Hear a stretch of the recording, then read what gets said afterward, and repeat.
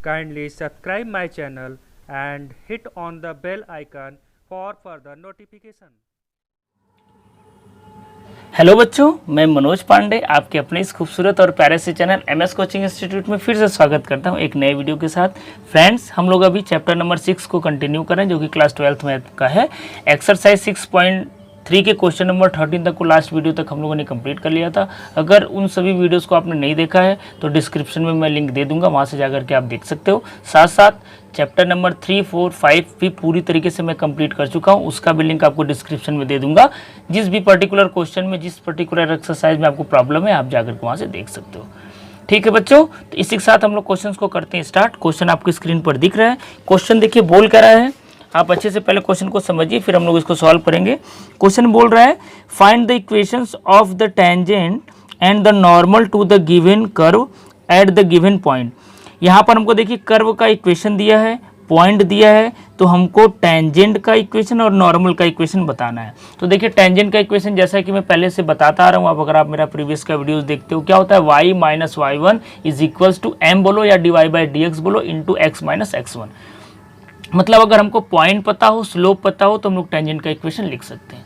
वैसे जब हम लोग नॉर्मल का इक्वेशन लिखने जाते हैं तो सेम टू सेम लिखते हैं, dy बाई dx की जगह dx अपॉन dy लिख देते हैं। ठीक है, यानी नॉर्मल का इक्वेशन क्या होता है, y minus y1 is equals to dx upon dy x minus x1। मैं लिख के नहीं बता रहा हूँ क्योंकि अभी मैं क्वेश्चन कराऊंगा तो इस बात को लिखूंगा, इसलिए टेंशन नहीं लेना है कि मैं ओरली क्यों बता रहा हूँ। सबसे पहले मेरे हर क्वेश्चन में मैं आपको देखे होंगे वीडियो में, मैं ओरली आपको समझा देता हूँ, क्योंकि जो बच्चे तेज हैं एक बार में मेरी बात को समझ सकते हैं, वो खुद भी जा करके ट्राई कर सकते हैं। ठीक है, तो चलिए क्वेश्चन को हम लोग करते हैं स्टार्ट। तो करना क्या है, हर क्वेश्चन में इसमें देखिए टोटल 5 पार्ट है, 1-2 जो टफ है वो मैं कराऊंगा, बाकी पार्ट्स मैं आपके लिए छोड़ूंगा ताकि आप भी अच्छे से प्रैक्टिस कर पाओ। तो सबसे पहले पार्ट को तो हम लोग करते ही हैं, क्योंकि पहला पार्ट समझना जरूरी है।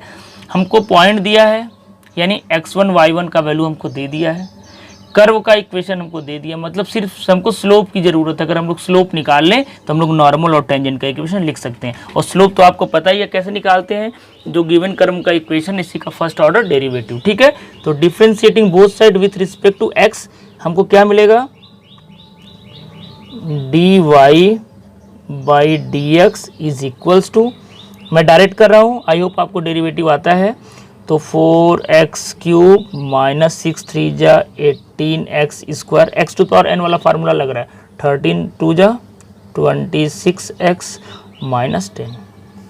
ठीक है, तो dy बाई dx का वैल्यू फिर से देखिए, 4nx n माइनस 1, मतलब यहाँ से इसका मल्टीप्लाई करते हैं, इसमें 1 कम करते जाते हैं, तो 4x क्यूब माइनस 6 3 जा 18x स्क्वायर और 13 2 जा 26x, और यहाँ पर x का 1 होता है, माइनस 10, कॉन्स्टेंट का 0 होता है। तो इस तरीके से dy बाई dx हमारा आ गया। यहाँ तक आप नोट करिए क्योंकि मेरे को पेज को टर्न करना पड़ेगा, पॉज करके नोट कर लीजिए, फिर मैं पेज को टर्न करता हूँ। तो चलिए स्लोप ऑफ टेंजेंट निकाल लेते हैं, पॉइंट तो हमको दिया हुआ ही है। तो slope of tangent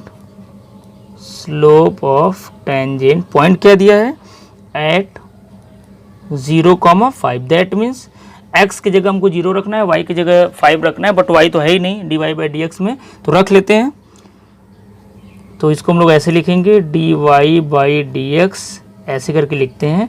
eight point क्या है, 0,5 पर क्या हो जाएगा, देखिए 4 इंटू एक्स का क्यूब, तो 0 का क्यूब, माइनस 18 इंटू एक्स का स्क्वायर मतलब 0 का स्क्वायर, प्लस 26 इंटू 0 माइनस 10। तो ये भाई पूरा टर्म 0 ही हो जाएगा। मतलब आपको क्या मिला, स्लोप जो कि dy बाई dx होता है, इसका वैल्यू कितना मिला, माइनस 10 मिला। अब स्लोप अगर हमको पता चल गया भैया, तो हम लोग बहुत आसानी से equation of tangent and equation of normal लिख सकते हैं। तो चलिए सबसे पहले हम लोग क्या करते हैं, इक्वेशन ऑफ टेंजेंट लिख लेते हैं। Therefore, इक्वेशन ऑफ टेंजेंट, देखिए याद कर लीजिए फार्मूला होता है y minus y1 is equal to m बोलते हैं या dy बाई dx बोलते हैं, मैं बार बार बोल रहा हूँ, आप यहाँ पर m भी लिख सकते हो। ठीक है, dy by dx into x minus x1, ये तो फार्मूला होता है। अब इसमें रख लीजिए वैल्यू, तो y माइनस y1, तो y1 की जगह यहाँ पर दिया 1 कितना है, 5 है, is equal to dy by dx का वैल्यू हमने निकाला माइनस 10 है, x माइनस x1, x1 का वैल्यू कितना है 0 है, इम्प्लाइज क्या मिला y minus 5 is equals to minus 10x, यही ना, 10 को इधर लाइए तो 10x plus Y is equals to 5। ठीक है, तो यही आपका क्या हो गया, फाइनल आंसर हो गया किसका, इक्वेशन ऑफ टेंजेंट का। अब हम लोग क्या करते हैं, इक्वेशन ऑफ नॉर्मल निकाल लेते हैं, वो भी पूछ रहा है ना, दो चीज़ें पूछ रहा है। इक्वेशन ऑफ नॉर्मल,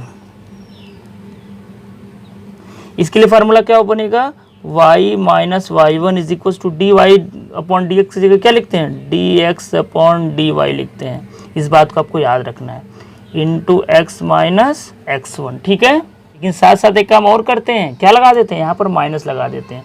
एक्चुअल में इसको लिखते हैं हम लोग 1 upon minus 1 upon divide by D x, तो उस तरीके से डी एक्स को ऊपर में लिख दिया हूँ, डायरेक्ट इस चीज़ को कर दिया हूँ। एक्चुअल में क्या लिखते हैं, फिर से देखिए, minus 1 upon divide by D x. ठीक है, तो मैं आपको आसानी से कैलकुलेशन के लिए ऐसे लिख दे रहा हूँ, तो इसके लिए आप टेंशन मत लेना कि मैं ऐसे क्यों लिख रहा हूँ। ठीक है, तो देखिए, तो रख लेते हैं y माइनस वाई वन की जगह क्या रखना है भाई 5 is equals to minus d x upon d y, मतलब क्या करना है, इसी का रेसिप्रोकल लिखना है माइनस के साथ, भाई हो जाएगा ना वही माइनस 1 अपॉन माइनस 10, और x माइनस x1 की जगह तो वही रहेगा, क्या है 0 है, तो 0 ही रहेगा। क्या मिला आपको, y minus 5 is equal to minus minus 10 हो गया, तो 1 अपॉन 10 x, क्रॉस मल्टीप्लिकेशन कर लीजिए तो क्या मिलेगा, 10y minus 50 is equal to x, x को इधर करिए चाहे उसको उधर करिए, तो x minus 10y minus 50 is equal to 0। तो देख लीजिए, ये आपका आंसर दिया होगा। ठीक है, कहीं कैलकुलेशन में कुछ कहीं हम लोग प्रॉब्लम नहीं किए ना, एक बार चेक कर लीजिए। हाँ किए ना, x है ये उधर गया तो माइनस हुआ, ये भी उधर जाएगा तो क्या हो जाएगा, ये प्लस हो जाएगा। तो थोड़ा बहुत कैलकुलेशन आप लोग देख लिया करिए, आई होप इतना तो आपको करने आता है। तो इस तरीके से एक आपका आंसर ये बनेगा और एक आपका आंसर ये बनेगा, क्योंकि इसमें हर पार्ट में दो चीज़ पूछ रहा है, इक्वेशन ऑफ टेंजेंट और इक्वेशन ऑफ नॉर्मल। तो इस तरीके से देखिए आपका ये फर्स्ट पार्ट कंप्लीट हुआ। अब जितने भी आसान पार्ट है मैं लिख दे रहा हूँ, आप वहाँ से नोट करिए। वैसे स्टार्टिंग में भी आपको जब वीडियो स्टार्ट हुआ था तो स्क्रीन पे आपको मिला होगा, वहाँ से भी आप नोट कर सकते हो। मैं फिर भी यहाँ पे दोबारा लिख दे रहा हूँ। आसान वाले पार्ट को आप खुद से करिए, एक दो जो टफ पार्ट है वो मैं करवा रहा हूँ। ठीक है, तो चलिए मैं नोट कर दे रहा हूँ, वहाँ से आप नोट करिए। तो बच्चों part number second, part number third मैं आपको लिख दिया हूँ, इसको आप नोट करिए, खुद से ट्राई करिए। डेफिनेटली अगर आप पहला वाला पार्ट विदाउट स्किप आप अच्छे से मेरे वीडियो को देखिए तो I promise you can solve this two part. हम लोग अब क्वेश्चन नंबर 14 के फोर्थ पार्ट को करते हैं, जो कि देखिए थर्ड और फोर्थ एक जैसा है।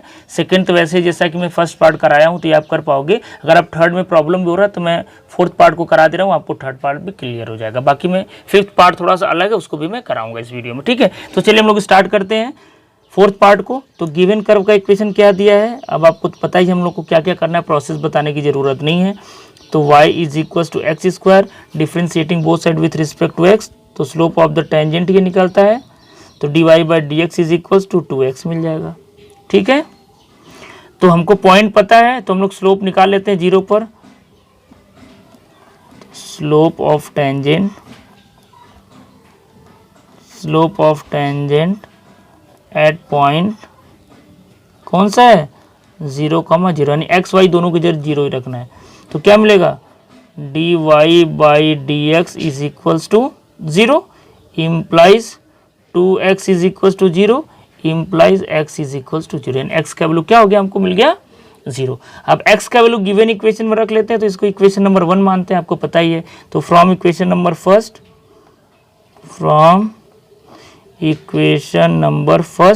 फर्स्ट क्या है, y is equals to x square, और x की जगह 0 रखना है, तो y भी क्या हो जाएगा 0 हो जाएगा। मतलब आपको पॉइंट क्या मिला, then we have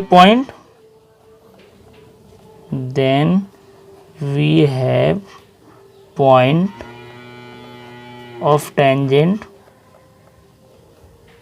point of tangent क्या हो गया भाई 0,0। अब हमको पॉइंट भी पता है, स्लोप भी पता है। ठीक है, थोड़ा सा मिस्टेक हो रहा है क्योंकि एक्स वाई का वैल्यू तो ऑलरेडी दिया है, तुमको निकालने की ज़रूरत नहीं है। मेन तो हमको d Y by D x निकालना था, वो क्या हो गया आपका 0 हो गया। तो ये वाला बात आप नहीं भी करोगे तो चलेगा, कोई दिक्कत नहीं है। क्योंकि पॉइंट तो दिया ना, पॉइंट तो 0,0 दिया, हमको निकालना नहीं है। तो ये वाला प्रोसेस आप मत करना, हमको dy बाई डी एक्स यानी स्लोप ऑफ द टेंजेंट मिल गया 0, यही तब करना। तो इक्वेशन ऑफ टेंजेंट क्या हो जाएगा, यहीं पर मैं लिख देता हूँ। तो इक्वेशन ऑफ टेंजेंट क्या होता है भाई, फार्मूला पता है, y माइनस y1, तो y1 की जगह क्या है 0 दिया है, तो 0 is equal to dy by D x, ये 0 ही है। क्या होता है x माइनस x1, वो भी 0 है। तो देखो 0 से मल्टीप्लाई करोगे तो ये पूरा 0 हो जाएगा। मतलब इक्वेशन ऑफ टेंजेंट आपको क्या मिला, y इज इक्वल टू 0 मिला। ठीक है, ऐसे इक्वेशन ऑफ नॉर्मल निकाल लेते हैं। नॉर्मल पहले निकाल लेते हैं, फिर इक्वेशन ऑफ नॉर्मल निकालेंगे। ठीक है, थोड़ा सा आपको समझने में आसानी होगी इसलिए मैं ऐसा कर रहा हूँ। Slope of normal, slope of normal आपको मैं बताया हूँ क्या होता है, -1 upon dy by D x होता है। ठीक है, आपको समझ में आया इसलिए मैं कर रहा हूँ। तो dy बाई डी एक्स की वैल्यू 0 मतलब 1/0 है। तो इक्वेशन ऑफ नॉर्मल निकाल लेते हैं। ये देखिए एक तरीके से डिफाइंड नहीं है, क्योंकि -1/0 डिफाइंड नहीं होता, विच इज़ नॉट डिफाइंड आप लिख सकते हो। तो इक्वेशन ऑफ नॉर्मल एट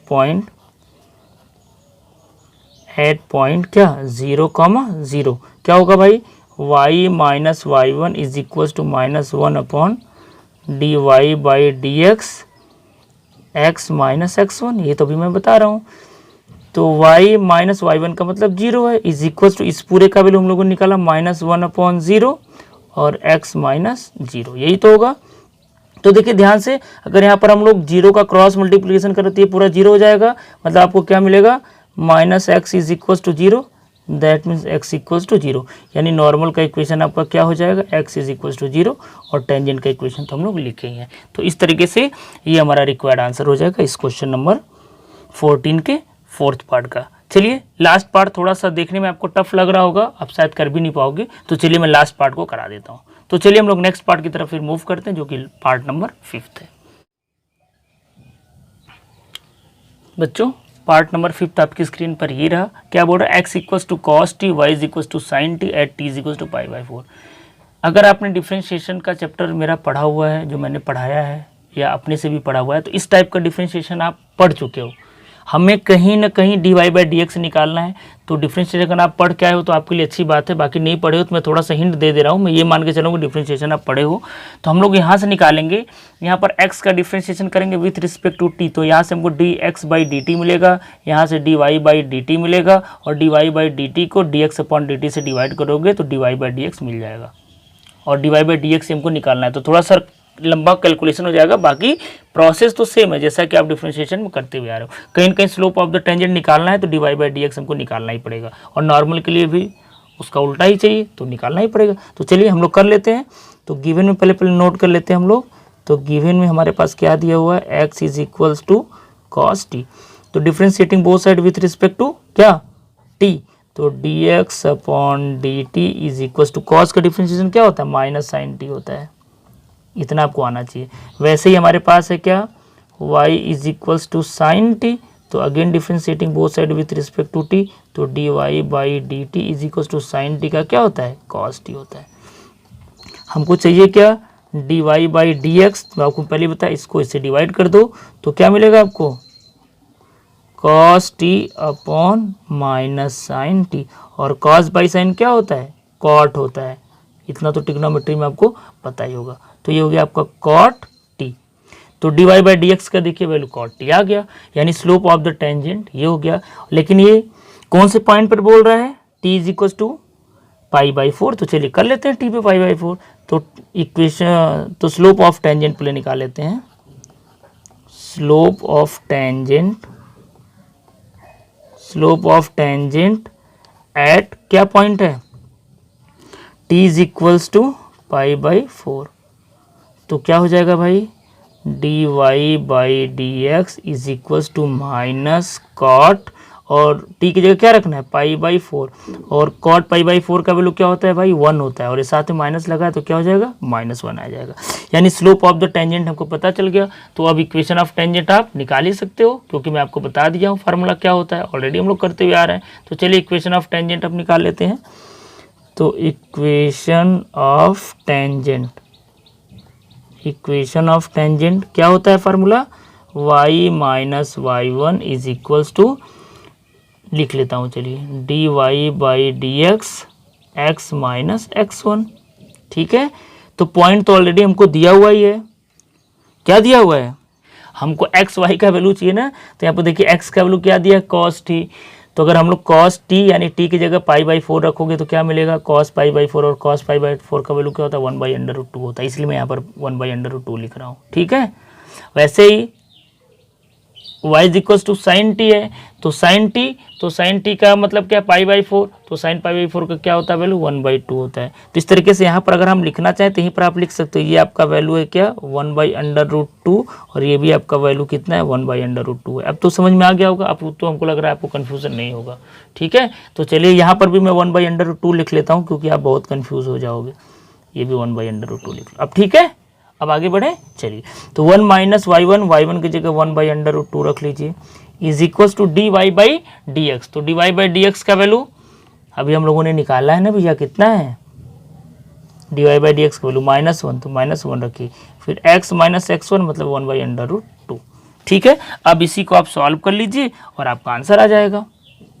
तो चलिए एलसीएम लेकर के सॉल्व कर लें, क्या एलसीएम लेकर के सॉल्व कर लीजिए, या अगर आप नहीं भी लेना चाहते हो तब भी बहुत अच्छे से कर पाओगे। कैसे, देखो 1 minus 1/√2 is equal to, minus bracket open करो तो -x प्लस 1/√2, x को इधर करो तो क्या मिलेगा, यहीं पर मैं कर देता हूँ, x प्लस हो जाएगा plus y is equal to, वो उधर चला जाएगा तो 1/√2 प्लस 1/√2।